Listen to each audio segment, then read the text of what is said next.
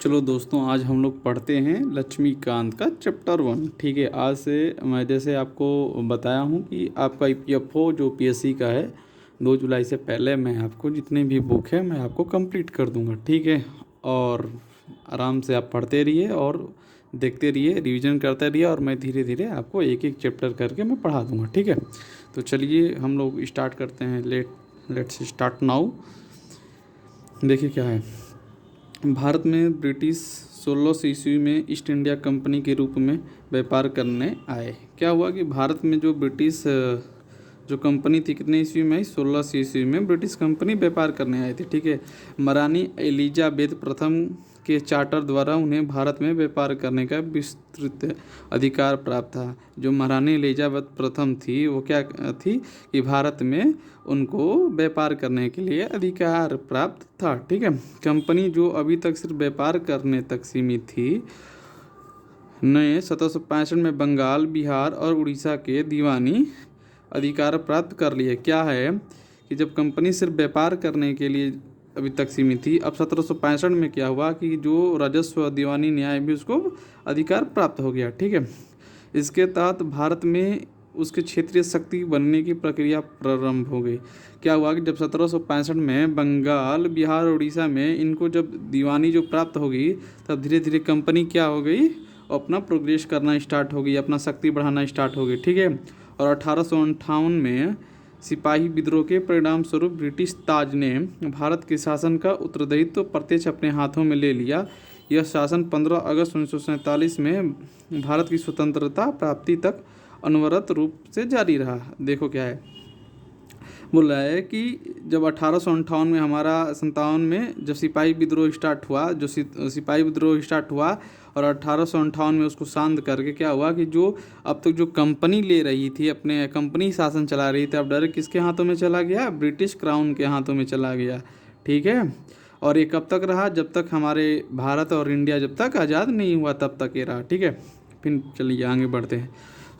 स्वतंत्रता मिलने के साथ ही भारत के लिए एक संविधान की आवश्यकता महसूस हुई है। देखो कि कोई भी देश को चलाने के लिए एक रूल रेगुलेशन बहुत ज़रूरी होती है। ठीक है, तो उसको कोई भी देश हो, उसको एक प्रॉपर ढंग से चलाने के लिए कुछ कायदे कानून बनाना बहुत ज़रूरी है। ठीक है, आप अपने लाइफ में भी बहुत सारे कायदे कानून बनाते हैं, आपके घर में भी बहुत सारे रूल वगैरह होते रहते हैं।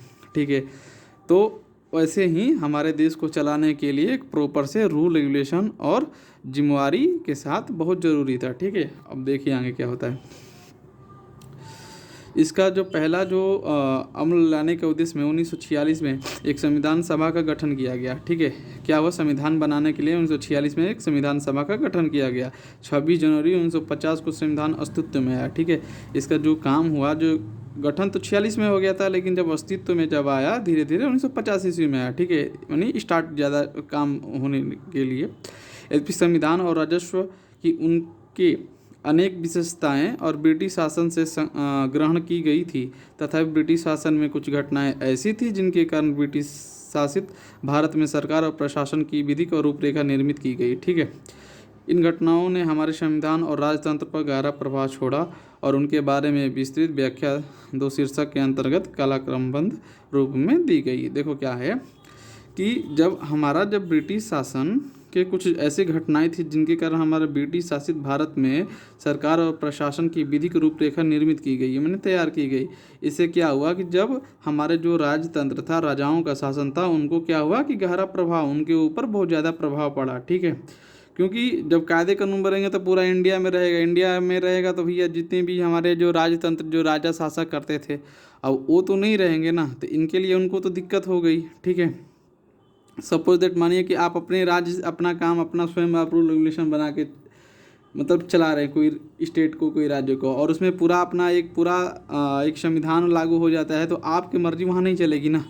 ठीक है, तो वैसे ही क्रम देखो, कंपनी का शासन कब तक चला? 1773 से और 58 तक। उसके बाद 1758 में क्या हुआ? जब 1857 में जब विद्रोह हुआ, उसके बाद शांत करके 1858 में किसके हाथों में चला गया? जो इंग्लैंड का जो सम्राट था उनके हाथों में चला गया। सम्राट का शासन था 58 से लेकर जब तक देश आज़ाद नहीं हुआ तब तक उनके हाथों में, वही हमारे देश का कंट्रोल ले लिया था। ठीक है, अब आगे बढ़ते हैं। कंपनी के शासन 73 से 58 तक देखो क्या क्या हुआ है। ओके, आइए हम लोग जानते हैं 1773 को रेगुलेटिंग एक्ट, ठीक है। इस अधिनियम का अत्यधिक संवैधानिक महत्व था तथा भारत में ईस्ट इंडिया कंपनी के कार्यों को नियमित और नियंत्रित करने की दिशा में ब्रिटिश सरकार द्वारा उठाया गया पहला कदम था। क्या हुआ कि भारत में ईस्ट इंडिया कंपनी के जो कार्य थे, नियमित थे, नियंत्रित करने वाले मतलब जो दिशा में था ब्रिटिश सरकार द्वारा, ये पहला स्टार्टिंग था, ये पहला कदम था, ठीक है। इसके द्वारा पहली बार कंपनी के प्रशासनिक और राजनीतिक कार्यों को मान्यता मिली, ठीक है। 1773 में क्या बोली, पहली बार प्रशासनिक और राजनीतिक जो कार्य थे उनको मान्यता मिली। और क्या हुआ कि इसके द्वारा भारत में केंद्रीय शासन की नींव रखी गई। क्या हुआ कि भारत में केंद्रीय शासन की नींव रखी गई। कब रखी गई? 73 में रखा गया, ठीक है। अब देखो, इस अधिनियम द्वारा बंगाल के गवर्नर को बंगाल का गवर्नर जनरल पद नाम दिया गया, ठीक है। इस अधिनियम के द्वारा जो बंगाल का जो गवर्नर था, ठीक है, जो बंगाल के गवर्नर को क्या नाम दिया गया? जनरल नाम दिया गया, ठीक है। बंगाल का गवर्नर को क्या नाम दिया गया? जनरल नाम दिया गया, ठीक है। उसकी सहायता के लिए 4 सदस्यीय कार्यकारी परिषद का गठन किया गया। उनको जो सदस्यता के लिए कार्य करने के लिए उनको क्या, वो 4 सदस्य का गठन किया गया, ठीक है। ऐसे पहले गवर्नर लॉर्ड वॉरेन हेस्टिंग्स थे। हमारा जो सबसे पहले जो प्रथम बंगाल जो हमारा जनरल था, गवर्नर जनरल था, उसका क्या नाम था? लॉर्ड वॉरेन हेस्टिंग्स, ठीक है। इसके द्वारा मद्रास, बम्बई के गवर्नर बंगाल के गवर्नर जनरल के अधीन हो गए। क्या हुआ? जबकि पहले सभी प्रेसिडेंसियों को गवर्नर एक दूसरे से अलग थे। क्या हुआ? आप देखो यहाँ पे क्या पॉइंट कर रहा है कि जो जितने भी प्रेसिडेंसी थे उनका गवर्नर अलग अलग थे, लेकिन जब ये जो गवर्नर जनरल बन गया, जब रूल रेगुलेशन हमारा केंद्रीय जो शासन नींव जब रखी गई, तो इसमें क्या क्या चेंजेस हुआ कि जितने भी जो मद्रास और जो बम्बई के गवर्नर थे और बंगाल के गवर्नर जनरल के अधीन आ गए, ठीक है। मुंबई और मद्रास के जो गवर्नर थे किसके अधीन आ गए? बंगाल के अधीन आ गए, यानी इनके कंट्रोल हो गया। माने एक आदमी मद्रास और बम्बई को कंट्रोल करता था, एक गवर्नर, ठीक है। जबकि पहले ऐसा नहीं होता था, ठीक है। आइए तीसरा पढ़ते हैं। अधिनियम के अंतर्गत कलकत्ता में 1774 में एक उच्चतम न्यायालय की स्थापना की गई, जिसमें मुख्य न्यायाधीश और 3 अन्य न्यायाधीश थे, ठीक है। अब क्या हुआ कि भैया इसको चलाने के लिए कोई मतलब कि कुछ गलतियां होने के लिए कुछ तो अधिनियम के अंतर्गत क्या हुआ, 1774 में एक उच्चतम न्यायालय की स्थापना किया गया 1774 में। और इसका एक मुख्य जो न्यायाधीश होते हैं और 3 अन्य न्यायाधीश, जैसे आज भी हमारा चलता है वैसे ही, जैसे एक को मेन बना दिया गया और 3 और अन्य न्यायाधीश को शामिल किया गया।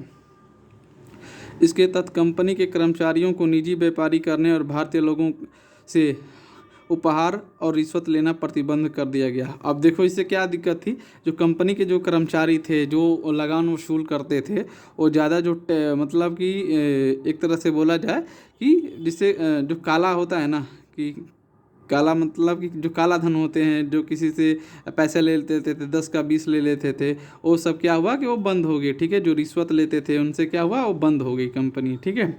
और डायरेक्ट मतलब कि भारतीय लोगों को उपहार रिश्वत लेना भी प्रतिबंध हो गया है, क्योंकि अब डायरेक्ट कंट्रोल हो गया ना भैया, क्योंकि डायरेक्ट कंट्रोल राजा का शासन हो गया। जो राजा शासन था, जो उधर से ऑर्डर होता था तो करना पड़ता था इनको, क्यों पहले ऐसा नहीं था, क्योंकि इस कंपनी शासन था, तो कंपनी अपने जो वहाँ के जो कर्मचारी थे, जो बड़े बड़े जो ओहदे पे बैठे थे, अपने रिश्वत लेना अपने मन के काम करते थे, ठीक है।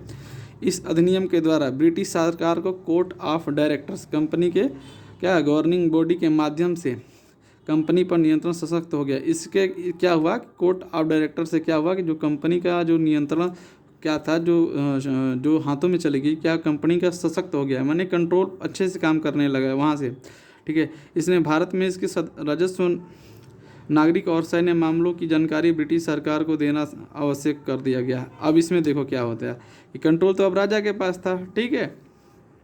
कंट्रोल राजा के पास था, जो कंपनी था, कंपनी का पूरा कंट्रोल राजा के पास हो गया। और क्या होता था कि जितने भी हमारा कितना रेवेन्यू आ रहा है, राजस्व कितना आ रहा है नागरिकों से, और जितने हमारे कितना यहाँ पे सैन्य हैं, उनको क्या हुआ कि उनको राजा को जानकारी देनी पड़ती थी, ठीक है। अब देखो हर एक चीज़ में तो कहीं ना कहीं देखो एडवांटेज होता है तो डिसएडवांटेज भी होता है।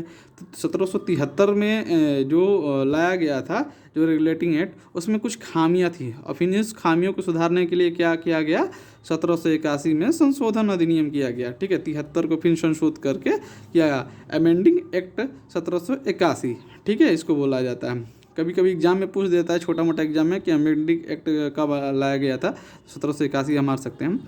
रेगुलेटिंग एक्ट ऑफ 1773 की खामियों को ठीक करने के लिए ब्रिटिश संसद ने अमेंडिंग एक्ट ऑफ 1781 में पारित किया गया। मैं क्या अभी बताया था ना, वही सेम लिखा हुआ है, जिसे बंदोबस्त कानून के नाम से भी जाना जाता है। इसे किस कानून से जाना जाता है? बंदोबस्त कानून के नाम से भी जाना जाता है। इस कानून को देखते हैं क्या क्या भैया चेंजेस लाया गया, क्या क्या विशेषताएं हैं, आइए हम लोग पढ़ते हैं।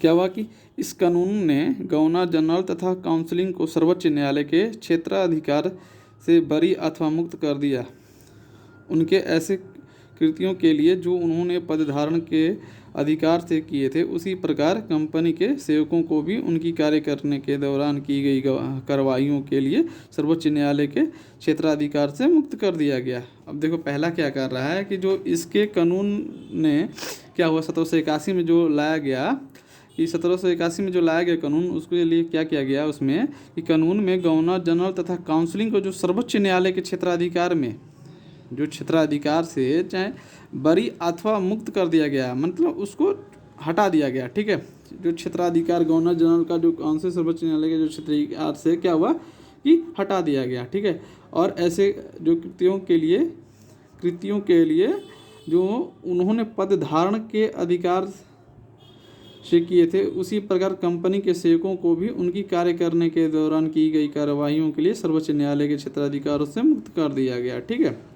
दूसरा देखते हैं, इस कानून में राजस्व संबंधी मामलों तथा राजस्व वसूली से जुड़े मामलों को भी सर्वोच्च न्यायालय के क्षेत्राधिकार के बाहर कर दिया गया। ठीक है, अब क्या हुआ कि इस कानून में जो राजस्व संबंधी जो हमारा रेवेन्यू के मामला था, राजस्व वसूली के जुड़े मामले थे, उनको क्या हुआ कि सर्वोच्च न्यायालय से क्या हुआ बाहर कर दिया गया इससे।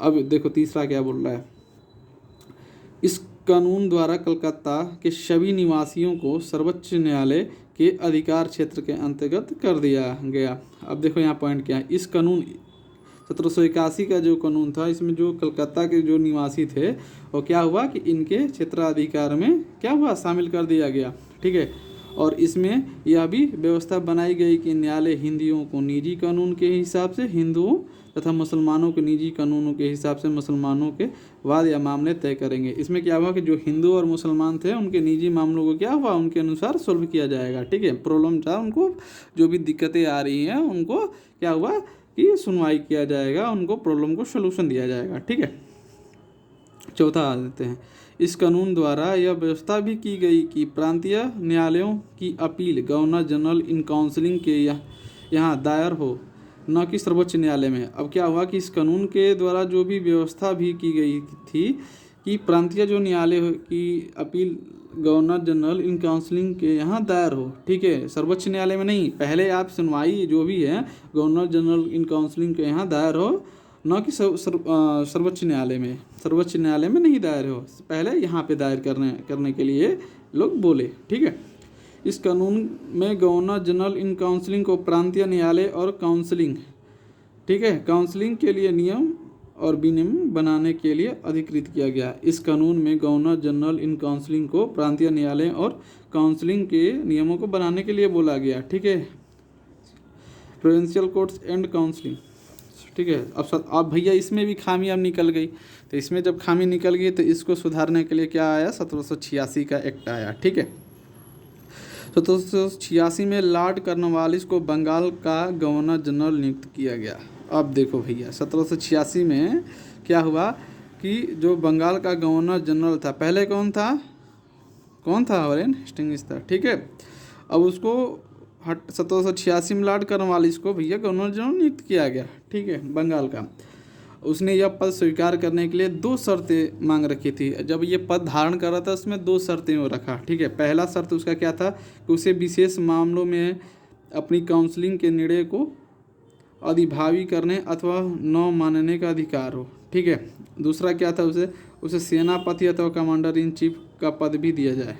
ठीक है, उसको पहला क्या था कि जो जितनी भी विशेष जो मामला अपनी जो काउंसिलिंग निर्णय को अधिभावी करने और न मानने का अधिकार दिया गया। ठीक है, और दूसरा क्या था कि जो उसको किसका पद दिया जाए, उसको सेनापति यानी कमांडर इन चीफ का भी उसको पद दिया जाना चाहिए। वो 2 शर्तें रखा। ठीक है, उपयुक्त शर्तों में 1786 के कानूनों में प्रावधान के रूप में जोड़ा गया। ठीक है, अब 1700 हम लोग पढ़ेंगे।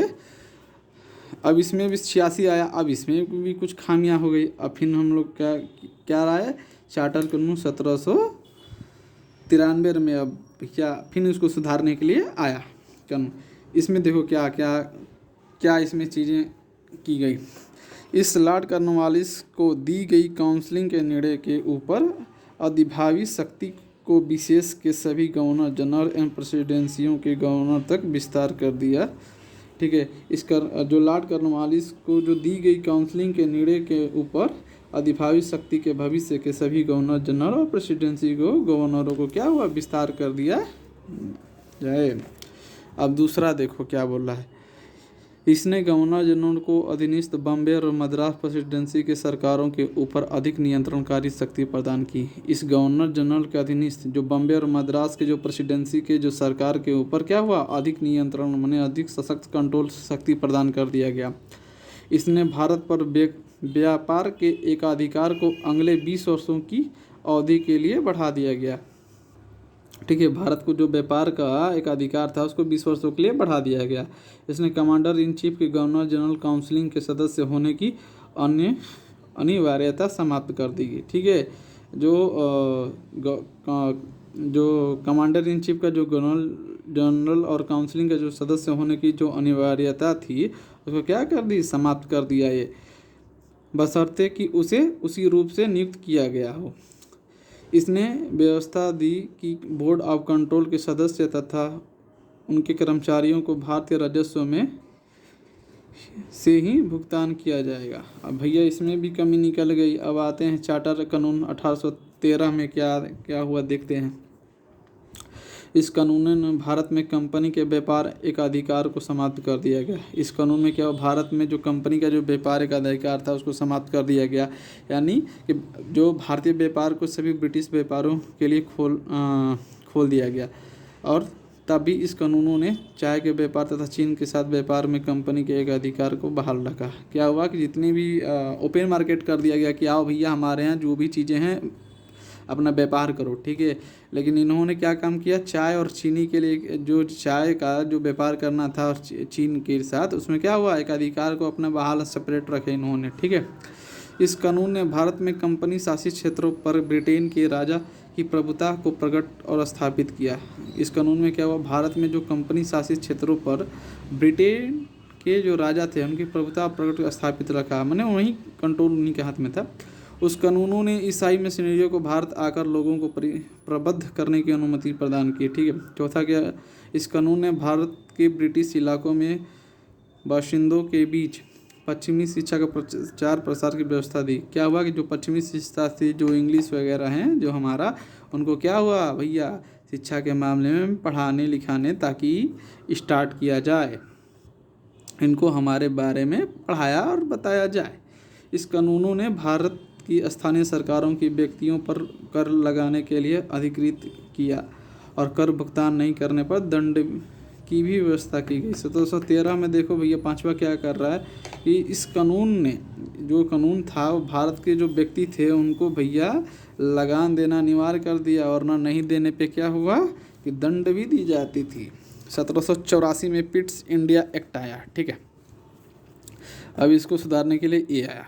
देखो भैया, Pitt's India act regulating act 1773 की कमियों को दूर करने के लिए ब्रिटिश संसद ने एक संशोधन अधिनियम 1781 में पारित किया, और जिसे एक्ट ऑफ सेटलमेंट के नाम से भी जाना जाता है। इसके बाद एक अन्य महत्वपूर्ण अधिनियम पिट्स इंडिया एक्ट 1784 में अस्तित्व में आया। ठीक है, इस अधिनियम की विशेषताएं देखो क्या क्या है।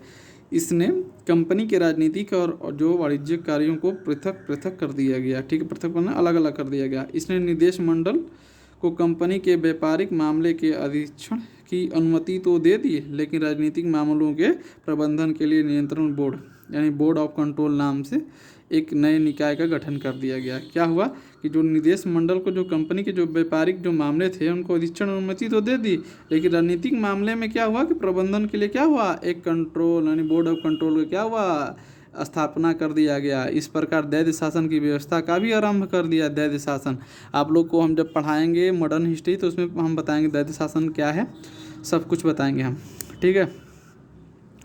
नियंत्रण बोर्ड को यह शक्ति थी कि वह ब्रिटिश नियंत्रित में सभी नागरिक, सैन्य, सरकार और राजस्व गतिविधियों को अधिक्षण नियंत्रण करें, ठीक है। नियंत्रण बोर्ड का यह शक्ति थी कि वह ब्रिटिश जो नियंत्रित भारत में सभी नागरिक हों, जो सैन्य सरकार हों, जो राजस्व गतिविधियाँ हों, अधिक्षण का नियंत्रण करे, कंट्रोल करे। इस प्रकार यह अधिनियम 2 कारणों से महत्वपूर्ण था। पहला, भारत में कंपनी के अधीन क्षेत्रों को पहली बार क्या हुआ कि भारत में जो कंपनी के अधीन क्षेत्र को पहली बार ब्रिटिश अधिपत्य का क्षेत्र कहा गया है, ठीक है। जो भारत के जो कंपनी के अधीन जितने भी क्षेत्र आते थे उनको ब्रिटिश अधिपत्य क्षेत्र कहा गया। और दूसरा क्या हुआ कि ब्रिटिश सरकार को भारत में जो कंपनी के कार्य और इसके प्रशासन पर पूर्ण नियंत्रण प्रदान कर दिया गया, ठीक है। अब 1833 का चार्टर अधिनियम आया, ठीक है। आइए हम लोग इसको पढ़ते हैं अब। ब्रिटिश भारत के विकेंद्रीयकरण की दिशा में यह अधिनियम निर्णायक कदम था, ठीक है। इस अधिनियम की विशेषताएं इस प्रकार थी। इसने बंगाल के गवर्नर जनरल को भारत का गवर्नर जनरल बना दिया, ठीक है। वो तो बंगाल का जो गवर्नर जनरल था अब क्या हुआ, भारत का गवर्नर जनरल बोल दिया गया। अभी तक बंगाल ही तक था भैया, भारत का गवर्नर जनरल बना दिया गया, जिसमें सभी नागरिक और सैन्य शक्ति निहित थी। जिसमें भारत के जितने भी नागरिक थे और जितने भी उसके पास जो सैन्य बल थे उनको क्या थी, निहित थी। इस प्रकार इस अधिनियम ने पहली बार एक ऐसी सरकार का निर्माण किया जिसका ब्रिटिश कब्जे वाले संपूर्ण भारतीय क्षेत्रों पर पूर्ण नियंत्रण हो गया, ठीक है। और लॉर्ड विलियम बेंटिंक भारत के प्रथम गवर्नर जनरल थे। अब इसमें क्या हुआ कि इस अधिनियम में क्या हुआ कि पहली बार एक ऐसी सरकार का निर्माण किया गया कि जितनी भी हमारे भारत थे उनके कंट्रोल में आ गया, ठीक है, कब्जे में आ गया और भारत पर पूरा नियंत्रण हो गया। और सबसे पहले जो भारत का गवर्नर जनरल कौन बनाया गया, लॉर्ड विलियम बेंटिंक भारत का प्रथम गवर्नर जनरल बनाया गया, ठीक है। ये छोटा मोटा एग्जाम में आ सकता है, ये लॉर्ड विलियम बेंटिंक, ठीक है। इसने मद्रास और बम्बई के गवर्नरों को विधायिका संबंधी शक्ति से वंचित कर दिया, ठीक। क्या किया, मद्रास और जो बम्बई के जो गवर्नर थे उनकी विधायिका के संबंधी जो शक्ति थी, पावर थे, उनको क्या किया, हटा दिया गया। भारत के गवर्नर जनरल को पूरे ब्रिटिश भारत में विधायिका को असीमित अधिकार प्रदान कर दिए गए, ठीक है। भारत में विधायिका और सीमित अधिकार जो प्रदान किए गए, देखो क्या, भारत के जो गवर्नर जनरल को पूरे ब्रिटिश भारत में विधायिका को असीमित कर दिया गया। मतलब जो भारत के जो गवर्नर जनरल को क्या हुआ कि जो पूरे ब्रिटिश भारत में विधायिका को असीमित छोटा कर दिया गया, मतलब जो भी उसके पावर थे विधायिका का थोड़ा कम कर दिया गया, अधिकार प्रदान कर दिए गए, ठीक है। इसके अंतर्गत पहले बनाए गए कानूनों को नियामक कानून कहा गया। जो इसके पहले जो कानून बनाया गया था उसको क्या बोलते हैं, कानून, जो नियामक कानून बोलते हैं, ठीक है। और जो नए कानून जो बनाया गया उसको क्या बोलते हैं, एक्ट अधिनियम कहा गया, ठीक है। आइए तीसरा पढ़ते हैं। ईस्ट इंडिया कंपनी का एक व्यापारिक निकाय के रूप में की जाने वाली गतिविधियों को समाप्त कर दिया गया, ठीक है। जो ईस्ट इंडिया कंपनी का जो एक व्यापारिक निकाय थे उसको क्या हुआ, गतिविधियों क्या हुआ, समाप्त कर दिया गया। अब ये विशुद्ध रूप से प्रशासनिक निकाय बन गया, एक तरह से पूरा प्रशासन के रूप में क्या हुआ, काम करने लगा, ठीक है। इसके तहत कंपनी के अधिकारों वाले क्षेत्र ब्रिटिश राजशाही और इसके उत्तराधिकारियों को विश्वास के तहत ही कब्जे में रह गया, ठीक है। चार्टर एक्ट, चौथा पॉइंट, चार्टर एक्ट 1833 ने सिविल सेवकों के चयनों के लिए खुली प्रतियोगिताओं का आयोजन किया गया। हमारा जो सबसे पहले सिविल सेवा का जो परीक्षण जो किया गया 1833 में किया गया, ठीक है, करने का क्या हुआ, प्रयास किया गया। इसमें कहा गया कंपनी में भारतीयों को किसी पद, कार्यालय और रोजगार को हासिल करने से वंचित नहीं किया जाएगा। और हालांकि बोर्ड ऑफ डायरेक्टर्स के विरोध के कारण इस प्रावधान को समाप्त कर दिया गया। जो हमारे जो भी थे, हालांकि बोर्ड ऑफ डायरेक्टर को विरोध करने लगा तो इसको क्या हुआ, समाप्त कर दिया गया। फिर 1853 का चार्टर अधिनियम देखते हैं। आइए 1853 का देखते हैं। 1793 से 1853 के दौरान ब्रिटिश संसद द्वारा पारित किए गए चार्टर अधिनियम को श्रृंखला में यह अंतिम अधिनियम था, ठीक है। ये सबसे लास्ट अधिनियम था 1853 हमारा। यह संवैधानिक विकास के दृष्टि से अधिनियम एक महत्वपूर्ण अधिनियम था। अब इसको देखिए भी, ये विशेषताएं क्या क्या थी 1853 हमारा लास्ट है। इसमें देखिए क्या क्या संशोधन हुआ, क्या क्या हुआ। क्या हुआ कि इसने पहली बार गवर्नर जनरल को परिषद की विधायी और प्रशासनिक कार्यों को अलग कर दिया। इसमें पहली बार जो गवर्नर जनरल के जो परिषद विधायी जो कार्य थे और प्रशासनिक कार्य थे उनको अलग कर दिया, और इसके तहत परिषद में 6 नए परिषद और जोड़े गए। इनका क्या हो, जो परिषद था 6 और ऐड कर दिए गए, ठीक है। विधान परिषद कहा गया, इनको विधान परिषद का नाम दिया गया। दूसरे शब्दों में इसने गवर्नर जनरल के लिए नई विधान परिषद का गठन किया गया। तो दूसरे शब्द में बोले जाए तो इसने गवर्नर जनरल के लिए जो नई विधान परिषद का गठन किया गया, इसे भारतीय केंद्रीय और विधान परिषद कहा गया। इसको क्या हो कि भारत को क्या बोलता है, भारतीय केंद्रीय विधान परिषद कहा गया है। परिषद की इस शाखा ने छोटे संसद की तरह कार्य किया और इसमें वही प्रक्रिया अपनाई गई जो ब्रिटिश संसद में अपनाई जाती थी। इसमें वही रूल अपनाया गया जो ब्रिटिश जो संसद में अपनाया गया था, ठीक है। इस विधायिका को पहली बार सरकार का विशेष कार्यों के रूप में जाना गया। जो इस विधायिका को पहली बार क्या हुआ कि विशेष जो हमारे कार्यों में रूप में जाना गया, जिसके लिए विशेष मशीनरी और प्रक्रिया की जरूरत थी। दूसरा देखो, इसने सिविल सेवकों की भांति चयन हेतु खुली प्रतियोगिता व्यवस्था का आरंभ किया। इसमें क्या हुआ 53 में कि हमारा जो सिविल सेवकों का परीक्षा का मतलब कि क्या हुआ कि स्टार्ट हुआ। इस प्रक्रिया में विशिष्ट सिविल सेवा भारतीय नागरिकों के लिए भी खोल दी गई, हमारे लिए भी भैया। पहले क्या हुआ कि ब्रिटिश लोग ही देते थे बड़े बड़े पोस्टों के लिए, क्योंकि उनको डर था ना। तो इसके वजह से जब ये 1853 जब हमारे बहिष्कार हुआ, धीरे धीरे हमारे लोगों ने बहुत सारे प्रोटेस्ट वगैरह किए, तब धीरे धीरे इन्होंने क्या काम किया कि भारत के नागरिकों को भी क्या हुआ कि यहाँ के जो लोगों को कल्चर को सीखने के लिए जरूरत सीखने के लिए उनको भी अब लेने के लिए ये लोग राजी हुए, ठीक है। इसके लिए 1854 में भारतीय सिविल सेवाओं के संबंध में मैकाले समिति की नियुक्ति किया। 1854 में कौन सी समिति, मैकाले समिति के द्वारा नियुक्त की गई थी। इसने कंपनी के शासन को विस्तारित कर दिया, विस्तार में और बढ़ाया। भारतीय क्षेत्र में इंग्लैंड राजशाही के विश्वास के तहत कब्जे में रखने का अधिकार दिया गया, ठीक है। लेकिन पूर्व अधिनियम के विपरीत इसमें किसी निश्चित समय तक निर्धारण नहीं किया गया और इसे स्पष्ट संसद द्वारा कानून का शासन किसी भी समय समाप्त कर दिया गया, ठीक है। जो था इसने प्रथम और भारतीय केंद्रीय विधान परिषद का स्थानीय प्रतिनिधित्व प्रारंभ किया। इसने पहली बार भारतीय विधान परिषद का स्थानीय प्रतिनिधित्व का आरंभ किया गया। गवर्नर जनरल को परिषद में 6 नए सदस्य में से जो 6 ने जो ऐड कर दिए गए तो उनको 4 का चुनाव बंगाल, मद्रास और मुंबई और आगरा के स्थानीय प्रांतीय सरकारों द्वारा किया जाना था, ठीक है। अब ताज का शासन 1858 से, जब अब कंपनी का ये शासन था। कंपनी के बाद अब क्या हुआ कि अब डायरेक्ट 1858 में क्या हुआ, 1858 में ताज मने राजा का शासन हो गया, ठीक है। अब देखो राजा के शासन में क्या होता है। इस महत्वपूर्ण कानूनों का निर्माण 1857 के विद्रोह के बाद किया गया, जिसे भारत का प्रथम स्वतंत्रता संग्राम में सिपाही विद्रोह भी कहा जाता है। भारत के शासन के अच्छा बनाने वाला अधिनियम नाम के प्रसिद्ध इस कानूनों ने ईस्ट इंडिया कंपनी को समाप्त कर दिया गया, ठीक है। जो पहले जो कंपनी जो रूल रेगुलेशन करती थी और डायरेक्ट मतलब जो राजा के शासन किया, राजा अपने अनुसार ही वो कंट्रोल करता था कंपनी को और पूरे हमारे वो जो रूल बना के उसके अनुसार यहाँ काम होता था, ठीक है। अब क्या हुआ कि अब यहाँ पे देखते हैं, इस गवर्नर क्षेत्रों और राजस्व संबंधित शक्तियों को ब्रिटिश राजशाही के हस्तांतरित कर दी गई, जो मैं अभी बताया आप लोगों को। इस अधिनियम की विशेषताएं इस प्रकार थी, क्या क्या थी भैया देख लो। इसके तहत भारत का शासन सीधे महारानी विक्टोरिया को अधीन चला गया। महारानी जो विक्टोरिया सीधे चला गया। गवर्नर जनरल का पद नाम बदलकर भारत का वायसराय कर दिया। भारत का गवर्नर जनरल था उसको क्या नाम दिया गया, वायसराय कर दिया गया, ठीक है। यहाँ पे भारत का ब्रिटिश ताज के प्रत्यक्ष प्रतिनिधि बन गए। भारत में जो ब्रिटिश ताज के प्रत्यक्ष प्रतिनिधि और लॉर्ड कैनिंग भारत का क्या हुआ था, प्रथम वायसराय बन गया था, लॉर्ड कैनिंग, ठीक है। इस अधिनियम ने नियंत्रण बोर्ड और निर्देशक कोर्ट समाप्त कर भारत में शासन की दैत प्रणाली समाप्त कर दी। इस अधिनियम में क्या हुआ कि जो नियंत्रण बोर्ड और निर्देशक कोर्ट समाप्त कर और भारत में शासन को दैत जो प्रणाली थी उसको भी समाप्त कर दिया गया, ठीक है। एक नए पद भारत का राज्य सचिव का सृजन किया गया, जिसमें भारतीय प्रशासन को संपूर्ण नियंत्रण की शक्ति निहित थी और इस सचिव ब्रिटिश कैबिनेट के सदस्य था और अंततः ब्रिटिश संसद के प्रति उत्तरदायित्व था। देखो क्या बोल रहा है तीसरा पॉइंट, एक नए पद भारत के राज्य सचिव का सृजन किया गया, भारत के राज्य सचिव के लिए सृजन किया गया, ठीक है, जिसमें भारतीय प्रशासन को संपूर्ण नियंत्रण और शक्ति निहित थी, ठीक है। और सचिव ब्रिटिश कैबिनेट के सदस्य था। जो सचिव होता था ना वो क्या होता, कैबिनेट ब्रिटिश जो कैबिनेट का क्या था, सदस्य होता था भारत का कोई एक इंसान, अतः ब्रिटिश संसद के प्रति उत्तरदायित्व था।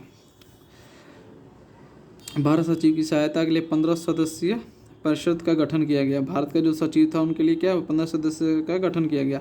और एक सलाह परिषद थी, परिषद का अध्यक्ष भारत का सचिव को बनाया गया। जो जो परिषद था उनको जो सचिव किसको बनाया गया, भारत के लोगों को बनाया गया। ठीक है, इस कानूनों के तहत भारत सचिव की परिषद का गठन किया गया जो एक निगमित निकाय थी और इसे भारत और इंग्लैंड में मुकदमा कराने का अधिकार था और इस पर भी मुकदमा किया जा सकता था। ठीक है, अब पढ़ते हैं।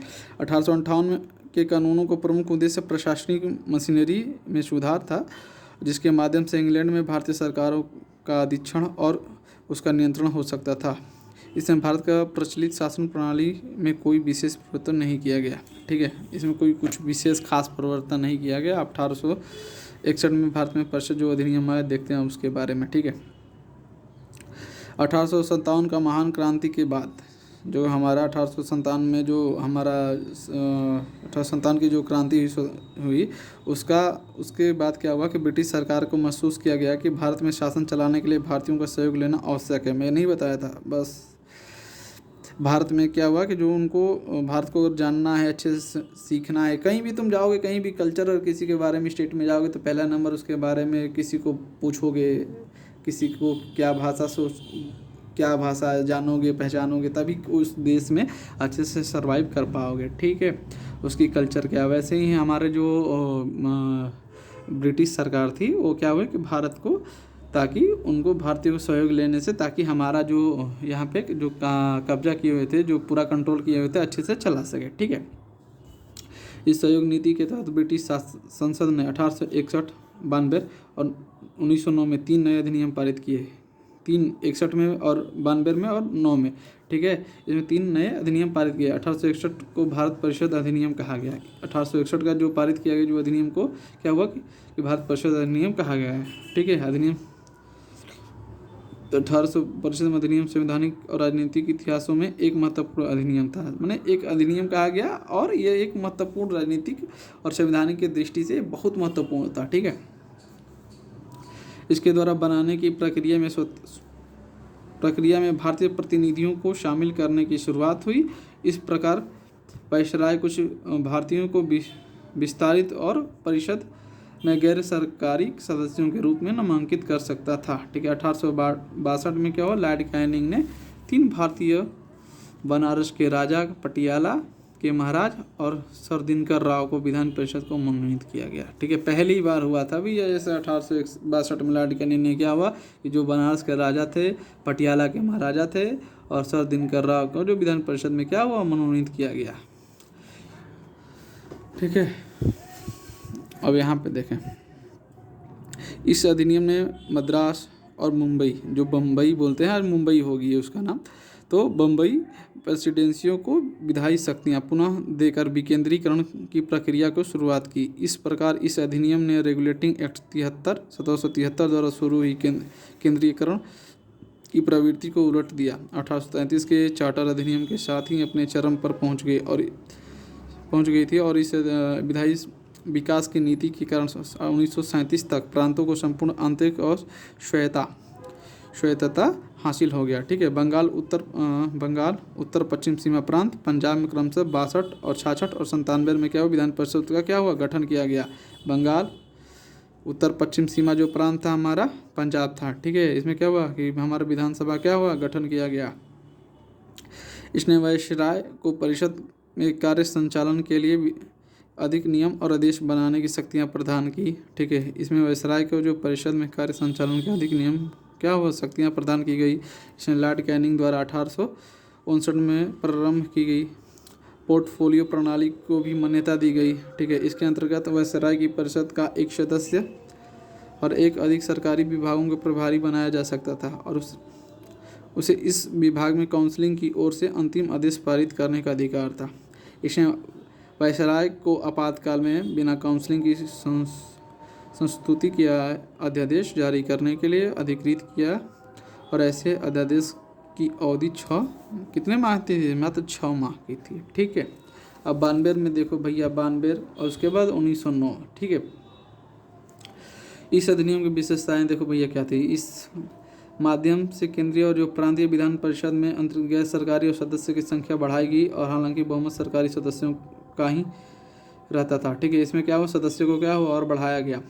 इसने विधान परिषद के कार्यों में वृद्धि कर उन्हें बजट पर बहस करने के कार्यपालिका को प्रश्नों को उत्तर देने के लिए अधिकृत किया है। जो बजट हमारे पेश में बहस करने के लिए भी मतलब उन्होंने स्टार्टिंग हुआ विधान परिषद में।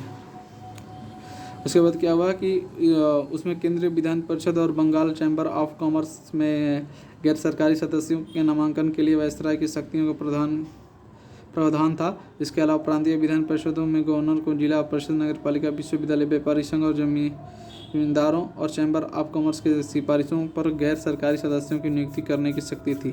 ठीक है, उसको क्या पावर दे दिया गया, मतलब शक्ति कर सकता था।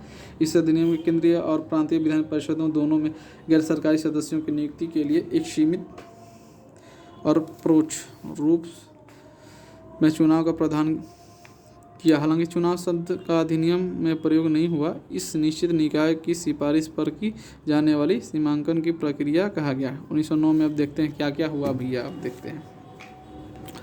इस अधिनियम को माल मिंटो सुधार नाम से भी जाना जाता है। इसको बोलते हैं माल मिंटो नाम सुधार से भी जानते हैं 1909 का। ठीक है, क्या हुआ कि उस समय जो लॉर्ड मार्ले और इंग्लैंड में भारत के राज्य सचिव थे, लॉर्ड मिंटो भारत के वैसे राय थे। ठीक है,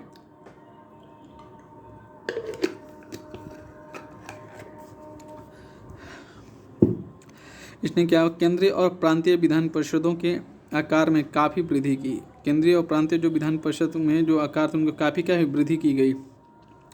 केंद्रीय परिषद में इनकी संख्या 16 से 60 हो गई। प्रांतीय विधान परिषद में इनकी संख्या एक समान नहीं थी। ठीक है, अब इसमें क्या है, इसने केंद्रीय परिषद में सरकारी बहुमत को बनाए रखा, लेकिन प्रांतीय परिषद में गैर सरकारी सदस्यों के बहुमत की अनुमति थी। इसने दोनों स्तर पर विधान परिषदों के कार्यों का दायरा बढ़ाया। उदाहरण के तौर पर अनुपूरक प्रश्न पूछना, बजट पर संकल्प रखना आदि, कुछ भी प्रश्न पूछना, बहस करना, ऐसे करना। इस अधिनियम के अंतर्गत पहली बार किसी भारतीय को वायसराय और गवर्नर की परिषद के साथ एसोसिएशन बनाने का प्रावधान किया गया। पहली बार ऐसा किया गया कि गवर्नर को जो कार्य परिषद के साथ एसोसिएशन बनाने का भी यह प्रावधान किया गया। सत्येंद्र प्रशांत सिन्हा वायसराय की कार्यपालिका परिषद के प्रथम भारतीय सदस्य बने। सत्येंद्र नाथ जो सिन्हा थे हमारे कार्यपालिका के परिषद और प्रथम भारतीय सदस्य बने थे, उन्हें विधि सदस्य बनाया गया। ठीक है, उस अधिनियम ने पृथक निर्वाचन के आधार पर मुस्लिमों के लिए सांप्रदायिक प्रतिनिधित्व का प्रावधान किया, और इसके अंतर्गत मुस्लिम सदस्य का चुनाव मुस्लिम मतदाता ही कर सकते थे। इसके प्रकार इस अधिनियम ने सांप्रदायिकता को वैधानिकता प्रदान की और लॉर्ड मिंटो को सांप्रदायिक निर्वाचन के जनक के रूप में जाना गया। जो लॉर्ड मिंटो को सांप्रदायिक निर्वाचन के जनक भी बोलते हैं, कभी पूछ सकता है क्वेश्चन छोटे मोटे पीसीएस वगैरह एग्जाम में। ठीक है, इसने presidency corporation, chamber of commerce, विश्वविद्यालय और जमींदारों के लिए अलग प्रतिनिधित्व का प्रावधान भी किया। भारत शासन अधिनियम 1919। अब 1919 में देखो क्या हुआ। 20 अगस्त 1917 को ब्रिटिश सरकार के पहली बार घोषित किया कि उसका उद्देश्य भारत के क्रमिक रूप से उत्तरदायी सरकार की स्थापना करना था। ठीक है, अब यहाँ पे पढ़ते हैं, देखते हैं क्या होता है।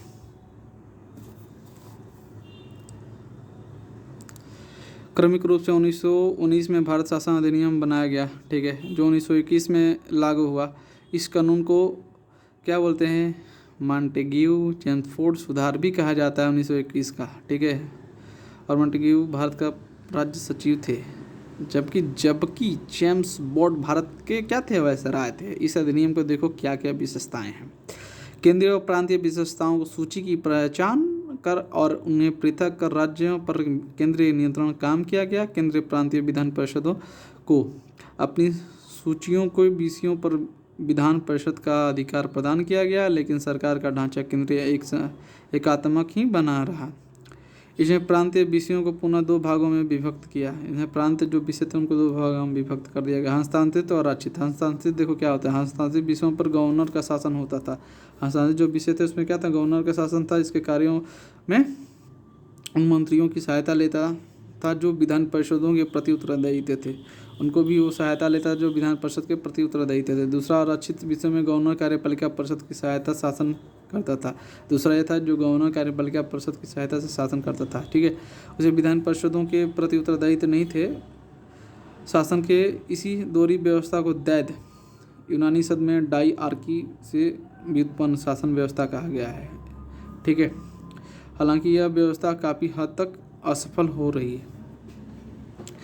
इस अधिनियम ने पहली बार देश के दंडनीय व्यवस्था और प्रत्यक्ष निर्वाचन की व्यवस्था प्रारंभ की। इस प्रकार भारतीय विधान परिषद के स्थान पर दंडनीय व्यवस्था दंडनीय व्यवस्था यानी राज्यसभा लोकसभा गठन किया गया। दोनों सदन के बहुसंख्यक सदस्यों को प्रत्यक्ष निर्वाचन के माध्यम से निर्वाचित किया जाता था। इसके अनुसार क्या हुआ कि वायसराय की कार्यकारी परिषद के 6 सदस्यों में से कमांडर इन चीफ को छोड़कर 3 सदस्यों को भारतीय होना आवश्यक था। ठीक है, इसके अनुसार क्या था, वायसराय और कार्यकारी परिषद के जो 6 सदस्य थे, इनमें 3 जो सदस्य थे, ठीक है, भारतीय में होना आवश्यक था। इसने सांप्रदायिक आधार पर सिखों, भारतीय ईसाइयों और अंग्ला भारतीय यूरोपियों के लिए भी पृथक निर्वाचन सिद्धांतों को विस्तारित कर दिया। इस कानूनों ने संपत्ति कर या शिक्षा के आधार पर सीमित संख्या में लोगों को मताधिकार प्रदान किया। ठीक है, इसमें क्या, इस कानून के जो संपत्ति कर शिक्षा के आधार पर क्या सीमित संख्या में लोगों को मताधिकार का भी प्रदान किया गया। इस कानूनों ने लंदन में भारत में उच्चायुक्त के कार्यालय का सृजन किया। उच्चायुक्त कार्यालय का क्या सृजन किया गया। अब तक भारत सचिव द्वारा किए जा रहे कुछ कार्यों को उच्चायुक्त को स्थानांतरित कर दिया गया। ठीक है, अब देखते हैं। इससे एक लोक सेवा आयोग का गठन किया गया। इसमें क्या हुआ कि एक लोक सेवा का आयोग का गठन किया गया। अतः 1926 में सिविल सेवकों की भर्ती के लिए केंद्रीय लोक सेवा आयोग का गठन किया। 1926 में सिविल सेवाओं की भर्ती के लिए केंद्रीय लोक सेवा का गठन किया गया। इसने पहली बार केंद्रीय बजट के राज्यों को बजट के से अलग कर दिया। जो केंद्र के बजट थे वो राज्य के बजट से क्या हुआ, अलग कर दिया गया। राज्य विधानसभाओं को अपना बजट स्वयं बनाने के लिए अधिकृत कर दिया। जो राज्य के जो विधानसभा थे, जो उनको बोला कि अपना बजट तैयार कीजिए। ठीक है, इसके अंतर्गत एक संवैधानिक आयोग का गठन किया गया। ठीक है, इसके अंतर्गत क्या हुआ कि एक वैधानिक आयोग का गठन किया गया, जिसका कार्य 10 वर्ष बाद जांच करने के बाद अपनी रिपोर्ट प्रस्तुत करना था। साइमन आयोग देखो क्या होता है। ब्रिटिश सरकार ने नवंबर 1927 में यानी कि निर्धारित समय में 2 वर्ष पूर्व ही नए संविधान में भारत की स्थिति को पता लगाने के लिए सर जॉन साइमन के नेतृत्व में 7 सदस्यीय वैधानिक आयोग का गठन की घोषणा की और आयोग के सभी सदस्य ब्रिटिश थे, इसलिए सभी दलों ने इसका बहिष्कार किया और आयोग ने 1930 में अपनी रिपोर्ट पेश की तथा दैत्य शासन प्रणाली और राज्य में सरकारों को विस्तार, ब्रिटिश भारत के संघ को स्थापना और सांप्रदायिक निर्वाचन व्यवस्था को जारी रखने आदि को सिफारिश की। आयोग के प्रस्ताव पर विचार करने के लिए ब्रिटिश ब्रिटिश भारत और भारतीय रियासतों के प्रतिनिधि के साथ 3 गोलमेज सम्मेलन किए। इन सम्मेलनों में हुई चर्चाओं के आधार पर वैधानिक सुधारों पर एक श्वेत पत्र तैयार किया गया और इसे विचार के लिए ब्रिटिश संसद की संयुक्त पावर समिति के समक्ष रखा गया। इस समिति की सिफारिश को कुछ संशोधन के साथ भारत परिषद अधिनियम 1935 में शामिल कर दिया गया। ठीक है, साइमन कभी कभी आता है, साइमन का बहिष्कार क्यों किया गया। ठीक है, सबसे इसमें क्या हुआ ना, जितने भी जो बैठकें जो भी भाग लेने वाले थे सब ब्रिटिश ही थे, सब अंग्रेज थे। ठीक है, इसके वजह से इसका साइमन मतलब कि कभी क्वेश्चन नहीं आता है साइमन आयोग का। ठीक है, अच्छे से पढ़ लेना, देख लेना। सांप्रदायिक अवार्ड। जो ब्रिटिश प्रधानमंत्री जो रेमेजे मैकडोनाल्डो ने अगस्त 1932 में अल्पसंख्यकों के प्रतिनिधित्व पर एक योजना की घोषणा की। ठीक है, इसे कम्युनल अवार्ड या सांप्रदायिक अवार्ड के नाम से भी जाना जाता है। जो इस सांप्रदायिक अवार्ड कम्युनल अवार्ड या सांप्रदायिक अवार्ड के नाम से भी जाना जाता है। अवार्ड ने न सिर्फ मुस्लिम, सिख और ईसाई यूरोपियन और अंग्ला भारतीयों के लिए अलग निर्वाचन व्यवस्था का विस्तार किया है, बल्कि इसे दलितों के लिए भी विस्तार कर दिया। दलितों के लिए अलग निर्वाचन व्यवस्था से गांधी बहुत व्यथित हुए। उन्होंने अवार्ड में संशोधन के लिए पूना की यरवदा जेल में अनशन प्रारंभ कर दिया था। अंग्रेज नेताओं और दलित नेताओं के बीच एक समझौता हुआ, जिसे पूना समझौता के नाम से भी जाना जाता है। ठीक है, इसमें संयुक्त हिंदू निर्वाचन व्यवस्था को बनाए रखा गया और दलितों के लिए स्थान भी आरक्षित कर दिए गए। भारत शासन अधिनियम 1935। ठीक है, आते हैं पढ़ते हैं इसको, देखते हैं क्या है। यह अधिनियम भारत में पूर्ण उत्तरदायी सरकार के गठन में एक मील का पत्थर साबित हुआ। यह एक लंबा और विस्तृत दस्तावेज था जिसमें 321 धाराएं हैं और 10 अनुसूचियाँ थीं। इस अधिनियम में देखिए विशेषता क्या है। इसे अखिल भारतीय संघ की स्थापना की, जिसमें राज्य और रियासतों को एक इकाई को जो इकाई की तरह माना गया। और अधिनियम ने केंद्र और इकाइयों के बीच में 3 सूचियाँ, संघ सूची, राज्य सूची, समवर्ती सूची के लिए, ठीक है, जो संघ सूची थे किसमें 59 विषय में, राज्य सूची 54 विषय में, समवर्ती सूची 36 विषय के आधार पर क्या हुआ, शक्तियों का बंटवारा कर दिया गया और अवशिष्ट शक्तियों को वायसराय को दे दी गई। हालांकि यह संघीय व्यवस्था कभी अस्तित्व में नहीं आई क्योंकि देशी रियासतों ने इसमें शामिल होने से इनकार कर दिया। जो देशी रियासतें उन्होंने पार्टिसिपेट नहीं किया। इसने प्रांतों में दैत्य शासन व्यवस्था समाप्त कर दी। जो प्रांत है उसमें क्या हुआ, जो दैत्य शासन व्यवस्था थी उनको क्या हुआ, समाप्त कर दी तथा प्रांतीय स्वायत्तता को शुभारंभ किया गया। जो प्रांतीय स्वायत्तता को क्या हुआ, शुभारंभ किया गया। राज्यों को अपने दायरे में रहकर स्वायत्त तरीके से 3 पृथक क्षेत्रों में शासन का अधिकार दिया गया। ठीक है, इसके अतिरिक्त अधिनियम ने राज्यों में उत्तरदायी सरकार की स्थापना की। यदि गवर्नर को राज्य विधान परिषदों के लिए उत्तरदायी मंत्रियों की सलाह पर काम करना आवश्यक है। ठीक है, यह व्यवस्था 1937 में शुरू की गई और 1939 में समाप्त कर दिया गया। ये स्टार्टिंग में हुआ 37 में और 2 वर्ष के बाद क्या हुआ, समाप्त कर दिया गया। इसने केंद्र में दैत्य शासन प्रणाली को आरंभ किया। परिणामतः संघीय विषयों के स्थानांतरित और आरक्षित विषयों में विभक्त करना पड़ा। हालांकि यह प्रावधान कभी लागू नहीं हो सका। ठीक है,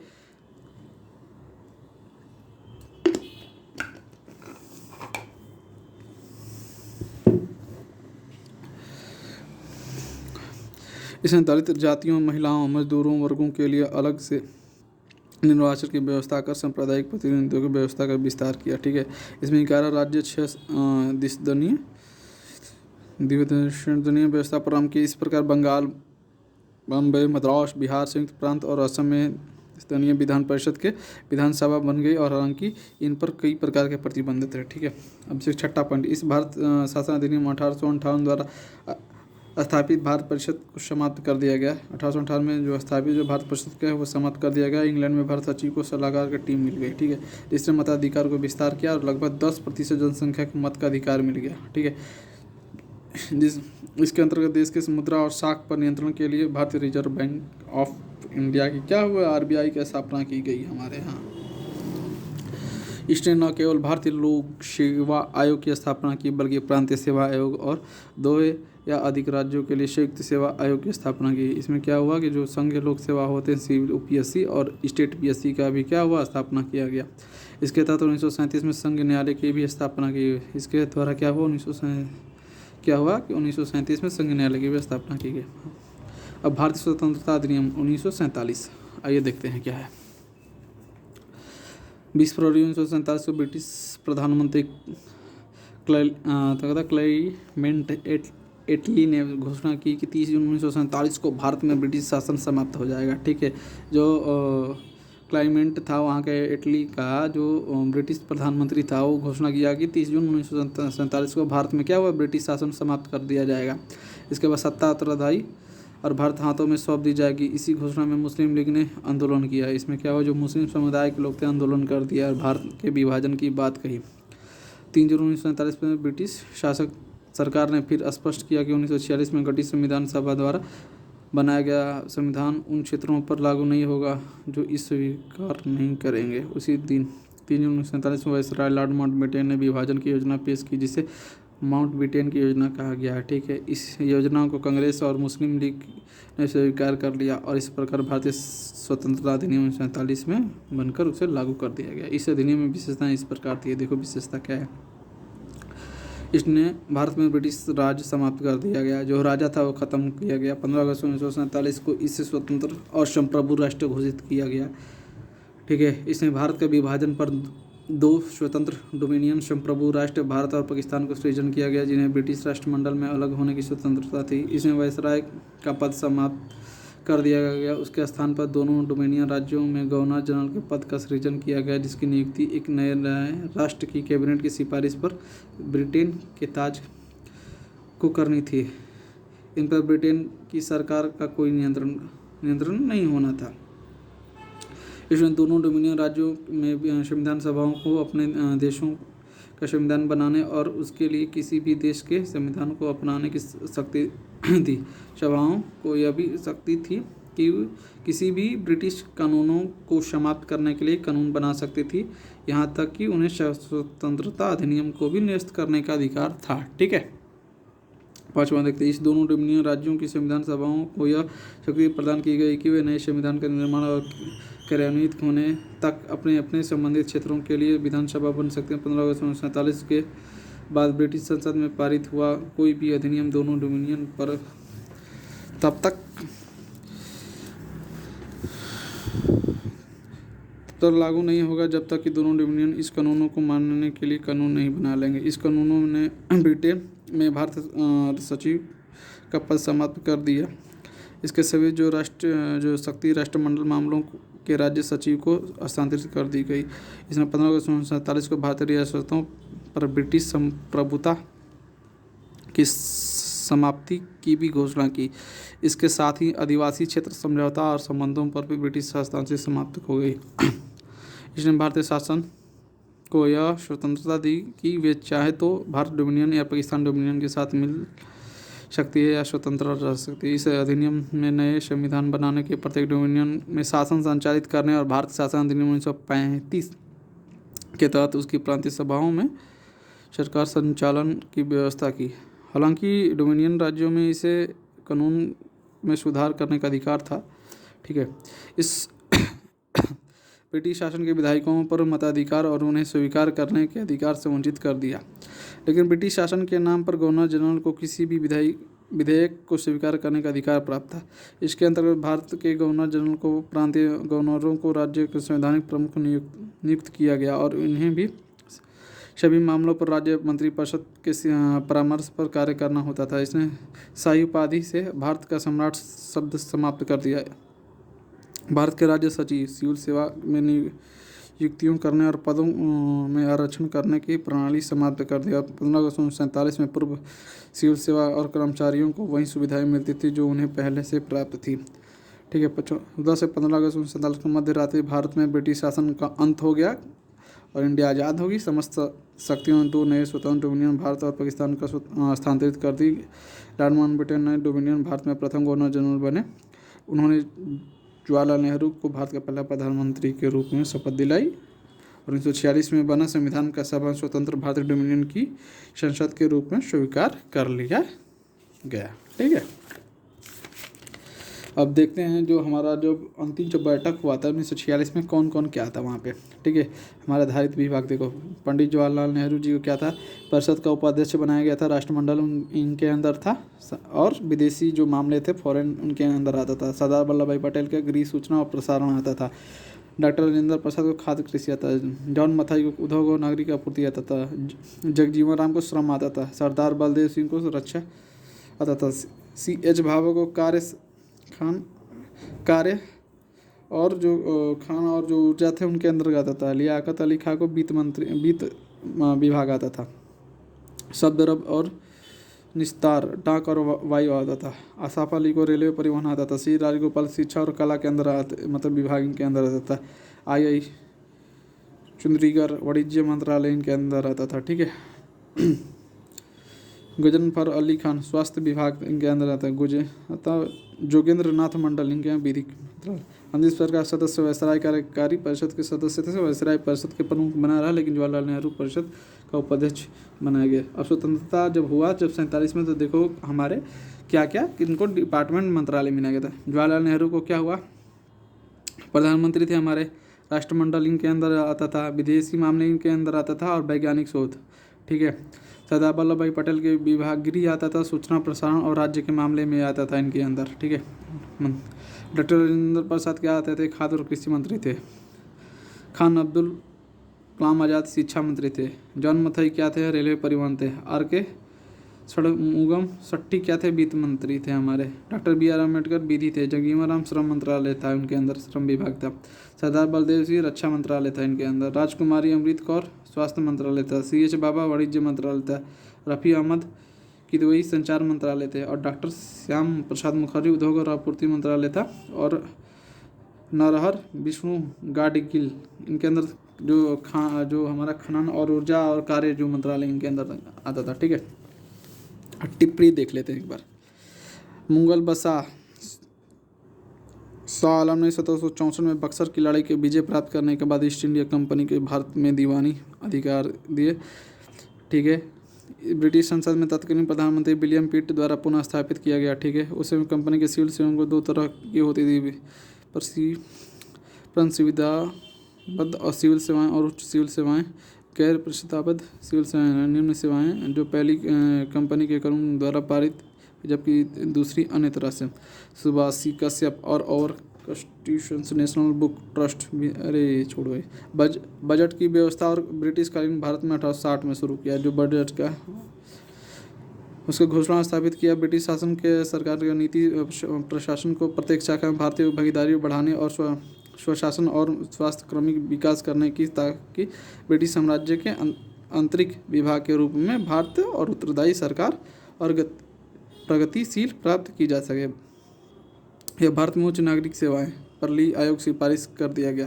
भारतीय स्वतंत्रता अध्यादेश ब्रिटिश सरकार 4 जुलाई 1947 में पेश किया गया है और 18 जुलाई 1947 में इसे राजशाही को विस्तृत कर दिया गया है। 15 अगस्त 1947 में लागू हुआ। 2 राज्यों में सीमाओं और निर्धारण रेड क्लिफ के अध्यक्षता वाले सीमा आयोग ने किया।